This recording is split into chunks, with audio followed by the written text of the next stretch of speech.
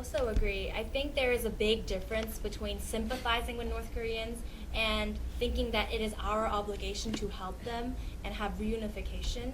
Because like you said, we're dealing with people that whose military men think of us as enemies. So from a very young age, they are trained to kill us. So these are people that think of us as threats, and they are commanded by the North Korean government to prepare for battle against South Korea. So it's fine for us to sympathize through watching movies and looking at scenes where we've been separated. It's maybe natural for us to feel sorry for North Koreans and want to help out, but maybe the alternative is not necessarily reunification, but maybe better human rights, pressuring the North Korean government to have better human rights, or maybe allow free and open traveling between North and South Korea so that we can more engage with each other and interact. Reunification actually means that there is one central government that is needed, and whose standard it's going to be is another question. Would we adopt a North Korean style of government, which is dictatorship, and I don't know, or would it be South Korean's style of government, or what kind of an economic system will we have? Would it be capitalism, or would it be a more state-controlled economy? These are questions that we really have strong feelings for. We want it to be our own South Korean standard, and we want the education as well to be based on a more democratic South Korean-like education. But of course, the answer for North Koreans would be their own standards. So I think that trying to reunify or trying to help them in the process, there will be conflicts regarding whose standard we are going to use, and that might further exacerbate the situation. But we were just kind of driving along here in second gear for a second, and now suddenly Eugen has put us into fifth gear. We've zoomed ahead, and we've jumped to the future. But why not? Let's take it in that direction. Okay. Because we know so far. We know a little bit so far. We agree on some things and not on everything. We recognize there are some significant differences between the two systems, and also between the two peoples, because of the systems largely. They started out the same. The twins who were separated, and now they've been separated for 60 years, which of course would 30 years is a generation, so 60 years is 2 generations. And so they've been separated for this significant time, and yet, your government has a Ministry of Unification. That's your stated policy or stated goal.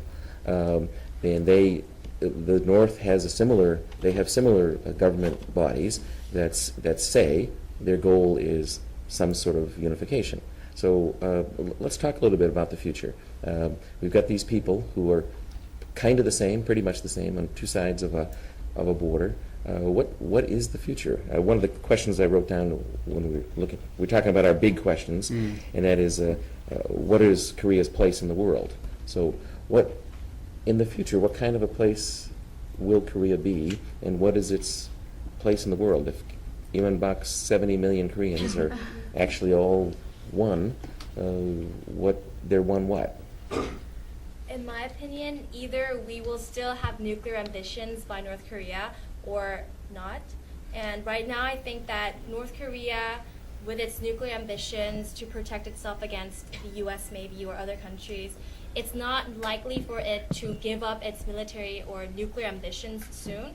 All the more so if we say it's for family reasons, it's for emotional, ethnical reasons that we should reunify. I do not think that the issue of reunification is enough for North Korea's regime to give up its nuclear weapons. So if that is the case in the future, we as South Koreans will also be included with North Korea and be labeled as a rogue regime, because if we were to unify, then we would share with North Korea their nuclear ambitions. So there is a high possibility that if North Korea were not to give up its nuclear ambitions, and if we were to have reunification, we as well as North Korea would now be seen as a threat to the international community, and we will also be criticized by the US and other countries, and I think that will cause more political turmoil. Well, I don't think so, because in the first place, if they don't get rid of their nuclear weapons, we wouldn't have reunification in the first place. So further than that, I want to say yes to the question of reunifying, because first of all, if you think in a personal aspect, like, you can't see your loved ones for like 20 days. You feel like disastrous. And we're separated for more than 60 years. And if we think of your grandparents and all the people who are separated right now, we should have reunification because of the sentimental reasons. However, also there are graduous, very big, tremendous benefits of having reunification because, well, you don't have to serve in the military no more, no longer, and also like economic benefits because we have more natural resources from North Korea and also human resources as well, and we could save our time for not going to the military and save our money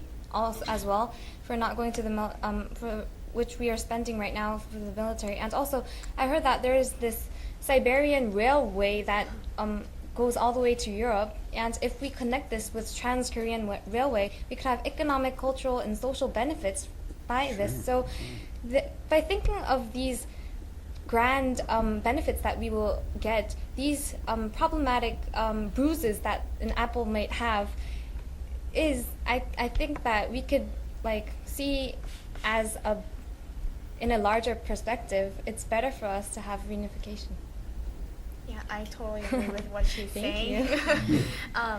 Yeah, first of all, I want to talk about the sentimental part. As sometimes when I talk to my grandparents, they talk a lot about what the life was like there, and hearing from them, they're just blinded by the political system that they just don't know about it. But because they're separated, they haven't had a chance to meet the family there. They don't even know if they're alive or not. There was this submit to, but they didn't want to find them because even though by finding the fact that they're alive, you won't be able to see them anyways in the future. So why would they want to? So for a couple of years, we did even do the ancestor ceremony in the Seollnal, but now we do. And about the economic part, I also agree with that. We're going to have a lot of benefits there because we're now spending a lot of tax money to secure our national security. However, if we spend that money to social welfare, we could help a lot of people within South Korea and also North Korea later on. And if we combine our we have very advanced technology in South Korea and also the cheap labors in the North Korea, we could have very great combination of getting more economic boost. Yeah.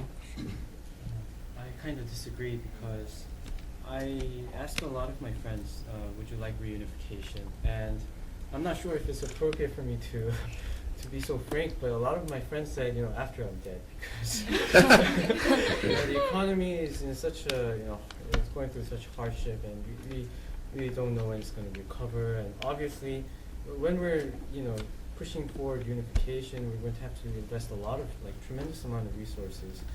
And, for example, when we see the case of Germany, their economic gap was much smaller than that of South Korea and North Korea.